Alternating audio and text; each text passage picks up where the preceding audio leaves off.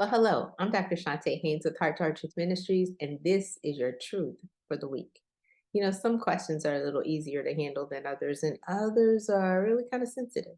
So today's question is, when is it okay to divorce? Yeah, that's a difficult subject for many people, but let's go and see what the word has to say. First, in Malachi chapter number 2, verse 16, the Bible records for us that God hates divorce. And we usually stop there.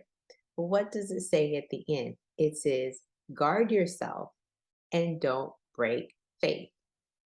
God is a covenant keeping God. And so, in the covenant of relationship, when we are going into marriage, no one gets married to say, I want to get a divorce in 10 years or 20 years or 30 years. They don't go in with that idea. They go in with, from death do us part.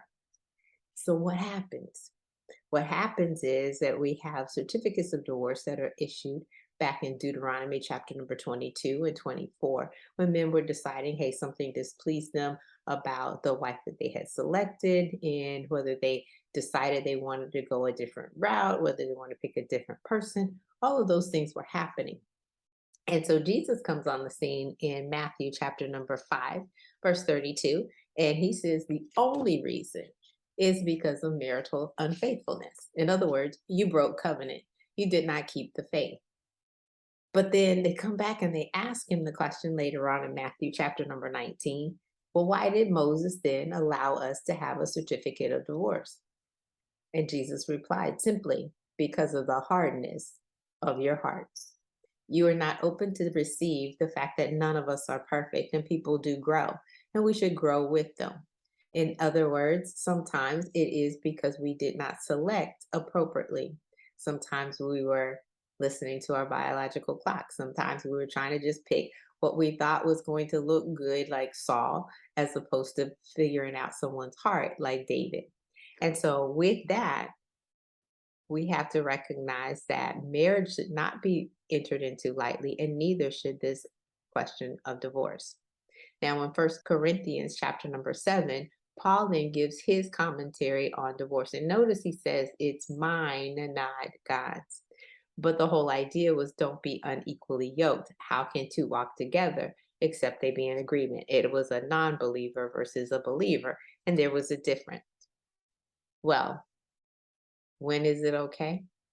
If there is marital unfaithfulness and one party has broken covenant, that's when divorce is, I don't want to say acceptable, but is okay typically to happen.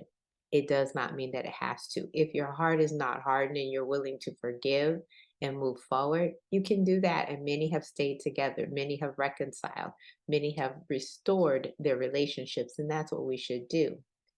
However, the caveat that I'm going to put here too is that God is a good, good father, and he does not want anyone to be abused. So, in the case of abuse, in the past, many have said, hey, you can't divorce him, you need to stay with him, but he's beating you, whether it's physically or mentally or emotionally. All of those abuses are happening, and many women were forced to stay then or cajoled to stay with their abuser. And many are in the grave today because of that. That is not God's design for you. That is not his desire for you either. If there is an abusive relationship, we tell you first and foremost to get to safety. That does not mean that you have to get divorced. It means that you need to be in a safe place. You separate. You can separate first to reconcile. And if that reconciliation, if that person does not get assistance, does not get help, then divorce may be inevitable because in many instances they will then break the marital covenant. So we do that. And I know this is not an easy subject. One, it is a very emotional subject. Typically, the women that I work with have had the rug pulled out from under them. The divorce is being requested by someone else. Is it possible for you to pray that it change? And it does. Yes, it does. I've worked with women who were praying faithfully, adequately, fervently for their marriages to be restored. But you can't change what the other person thinks. You can only change what you do. So, my suggestion always is that following the word, You do all that you can, as much as it lies within you. Live peaceably with all men. If you are in covenant relationship, just like we want God to then be in covenant relationship with us, we don't break that covenant. We stay faithful. We guard ourselves. We make sure we don't allow the enemy to come in and ruin what God has put together. He says, let no man separate. So, is it okay?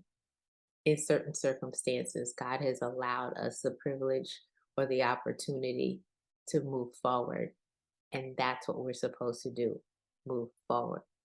I'm Dr. Chonta Haynes with Heart to Heart Truth Ministries, helping you put feet to your faith so that you can walk victoriously. Again, don't enter into marriage lightly, but also don't make the decision of divorce lightly either. Have an absolutely fantastic rest of your day. This is your truth for the week. Hi, thanks for listening and watching. And if you enjoyed what you've seen, make sure you subscribe, like, and share, and hit that notification button so you'll know the next time there's a new episode. Listen, as a result of my coaching program, my clients have experienced a calming of the emotional roller coaster. They have a compelling future, as well as the confidence and the know-how to achieve it. And they have clarity on the financial tools that they need in order to live life on their terms and save tens of thousands of dollars. I'm looking for women who are devastated by the double D's, divorce or death, who want to gain confidence to live life on their terms with peace and financial security. My question is, who do you know? Have them go ahead and book a call with me so that we can get to that compelling future. My heart may be broke, but your bank account doesn't have to be.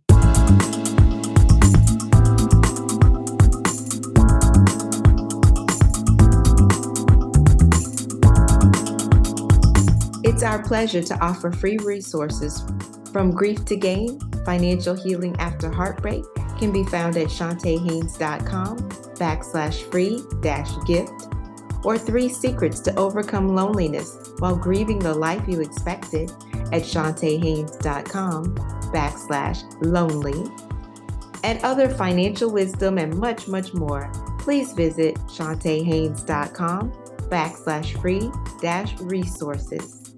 You can find us online at ChontaHaynes.com.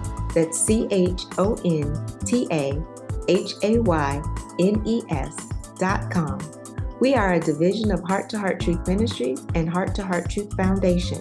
At Heart to Heart Truth Ministries, we're helping believers live an abundant life based on God's Word, standing on His promises, walking out His principles, sharing with God's people, serving as unto the Lord.